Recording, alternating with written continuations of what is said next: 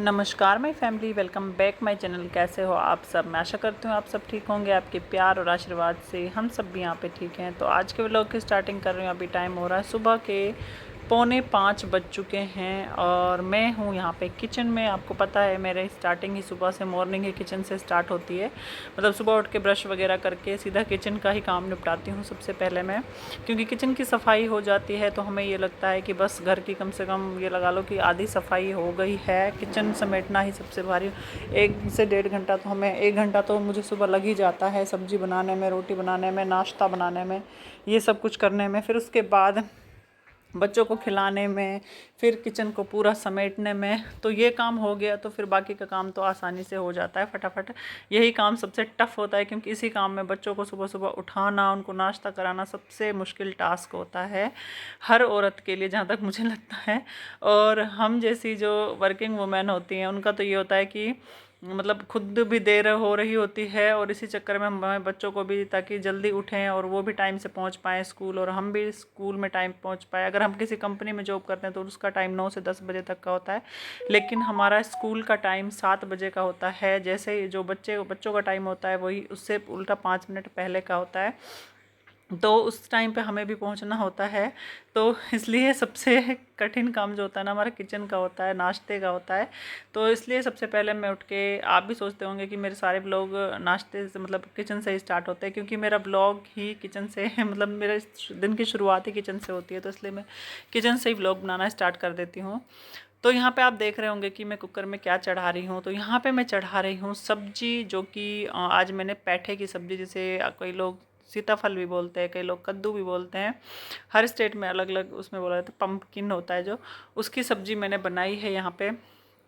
तो उसको तड़का लगा दिया है। और आज नाश्ते में एक्स्ट्रा कुछ नहीं बनाने वाली, सिर्फ मैं नमक मिर्च के पराठे, जो सिंपल वाले पराठे होते हैं ना, नमक मिर्च डाल के हम तेल घी से चुपड़ देते हैं, ऐसे ही बनाऊंगी। क्योंकि बाकी अगर एक्स्ट्रा नाश्ता बनाओ ना तो उसके लिए थोड़ा टाइम भी चाहिए होता है, तो उसमें टाइम भी लग जाता है। तो एक एक पराठा बना लूँगी सबके लिए, वही सब खा लेंगे। तो यहाँ पे सब्ज़ी तो मेरी लगभग बन चुकी है।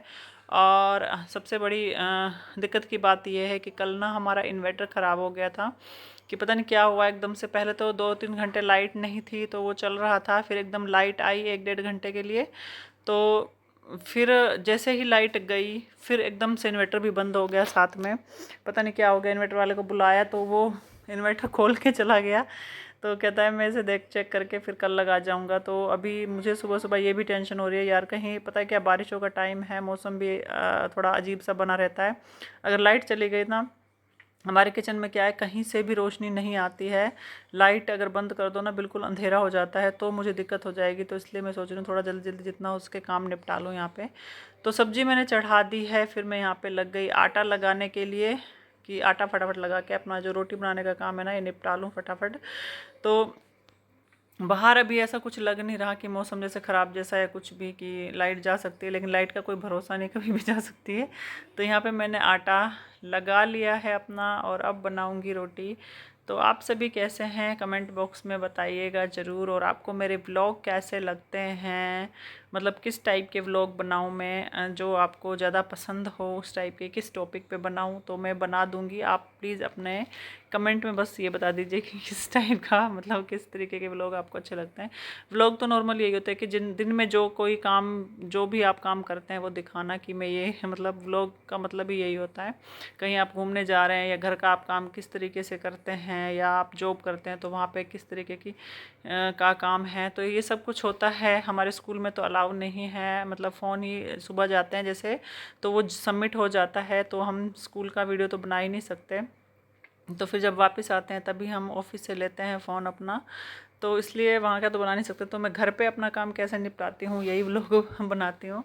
और यहाँ पे मैंने रोटी बनाना स्टार्ट कर दिया। तो मैं क्या करती हूँ, सुबह जैसे रोटी बनाती हूँ ना, तो ये आप देख रहे होंगे। पहले ये बता दूँ, मैं कुकर को ऐसे ऐसे हिला रही थी क्योंकि मैंने ढक्कन लगा दिया, और मुझे ये लग रहा था कि कहीं सीटी नीचे से ना सब्ज़ी लग नहीं जाए, क्योंकि पैठे की सब्ज़ी मैंने पानी नहीं डाला, ऐसे ही ताकि 1-2 सीटी आ जाए और मैं उसको मंधने से ना मैश कर लूँ।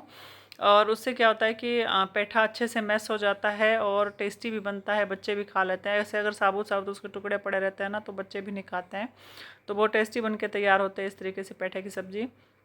और यहाँ पे जैसे कि मैं बता रही थी आपको कि रोटी जल्दी बनाने के लिए मैं क्या करती हूँ, दोनों गैस जला लेती हूँ ताकि जो रोटी है ना मेरी जल्दी बन जाए सुबह सुबह। क्योंकि एक गैस जलाओ ना, एक पे सेको धीरे धीरे, तो मैं थोड़ी सी स्पीड बढ़ा लेती हूँ पेड़ा बनाने और रोटी बेलने की, जिससे कि हमारी रोटी जल्दी से बन सके।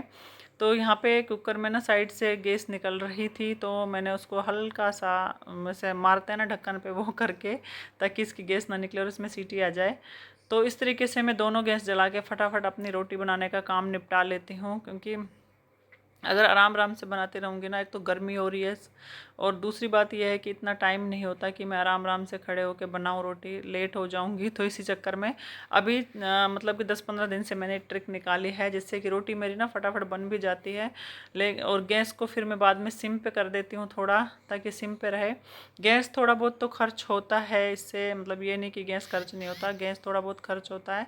लेकिन क्या होता है कि हमारा जो काम है ना वो टाइम पे हो जाता है, अपना टाइम से काम में अपने रोटी बना के, जहाँ मुझे 25 मिनट लगते हैं रोटी बनाने में, मतलब कि 20 मिनट भी अगर लग रहे हैं तो वहाँ मेरी 10 मिनट में रोटी बन के तैयार हो जाती है। मतलब आधा टाइम ये लगा लो कि हो जाता है। जैसे कि मैं 5:30 बजे तक खाना वाना बना के किचन से फ्री हो जाती हूँ, वैसे मुझे 5:45 हो जाते हैं, या मतलब 10-5 मिनट एक्स्ट्रा ही लग जाते हैं। तो इससे मेरा काम भी आसानी से निपट जाता है।